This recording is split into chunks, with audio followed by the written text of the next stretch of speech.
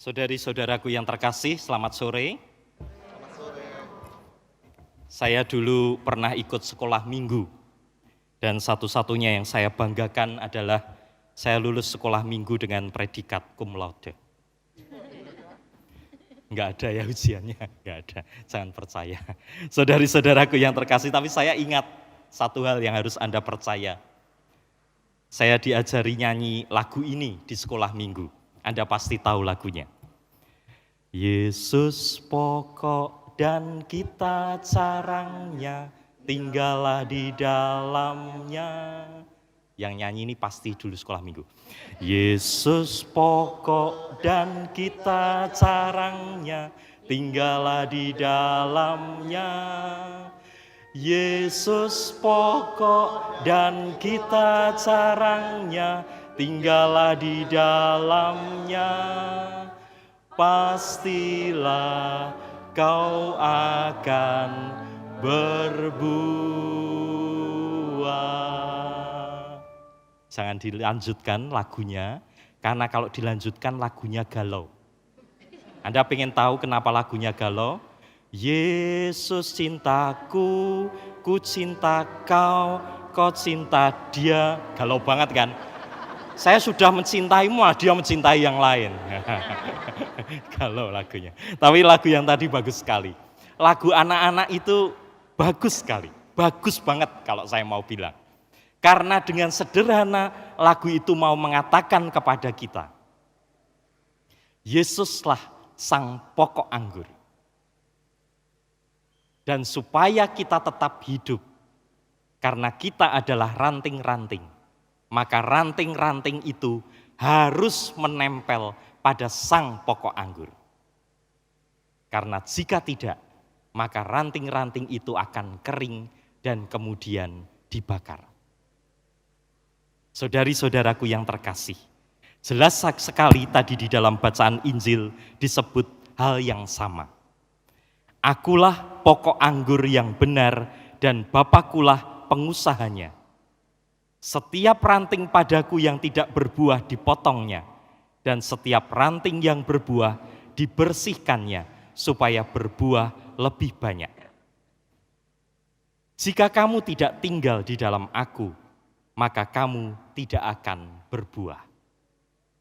Saudari-saudaraku yang terkasih, saya pernah dalam sebuah komunitas dengan para imam yang lain, ada seorang teman bertanya kepada saya, Chris, kok kamu kalau sekarang di ruang makan atau sedang rapat-rapat, itu banyak diam kenapa?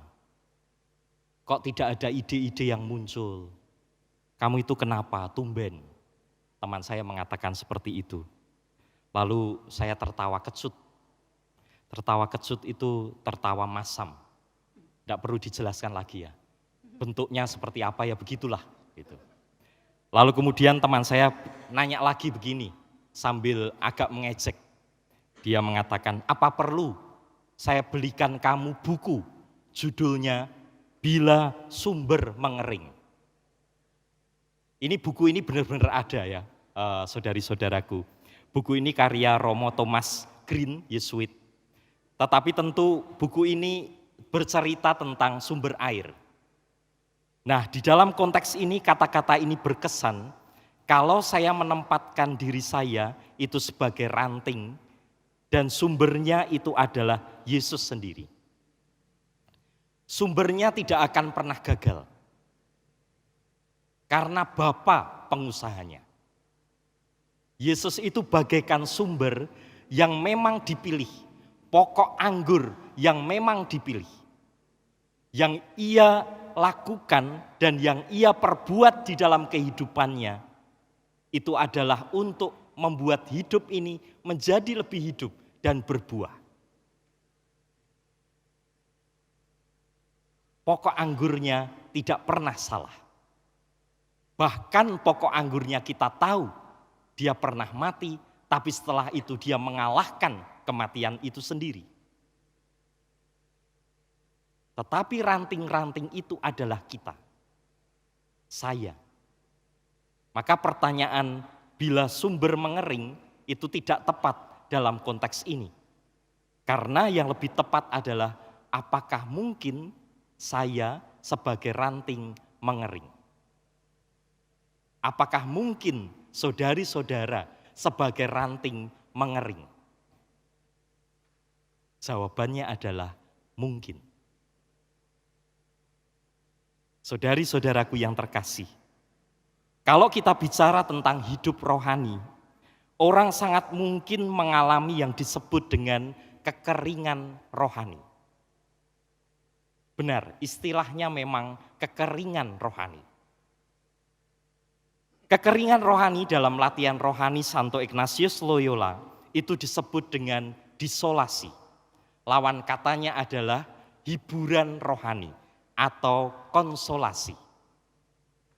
Salah satu penyebab kekeringan rohani adalah, salah satunya saja, adalah kendor, malas di dalam doa, atau kebiasaan rohani lainnya. Malas berdoa, kendor di dalam hidup rohani, dan semakin menjauhkan diri dari Tuhan. Maka saudari-saudaraku yang terkasih, benar seperti yang dikatakan di dalam bacaan Injil. Sebagai ranting sangat mungkin kita mengering kalau kita menjauh dari sang pokok anggur. Dan kalau kita melihat kekeringan rohani itu disebutkan karena apa? Kendor dan malas di dalam membangun kebiasaan doa dan hidup rohani.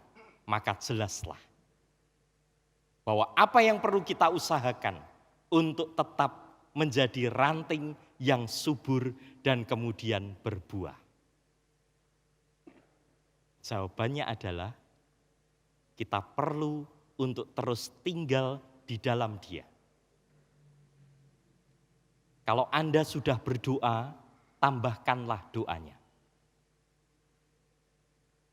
Kalau Anda belum berdoa, malas berdoa, mulailah sekarang rajin berdoa. Kalau Anda jarang ikut misa, wah ini salah ya kan, semua ikut misa ya. Semua ikut misa ini sekarang. Tetapi mungkin ada yang ikut misa hanya Natal Paskah. Kelihatannya Natal Paskah saja. Lalu salaman sama Romo, kok kamu baru kelihatan? Ya Romo, saya agen rahasia gereja. Kelihatannya kalau Natal Paskah saja gitu.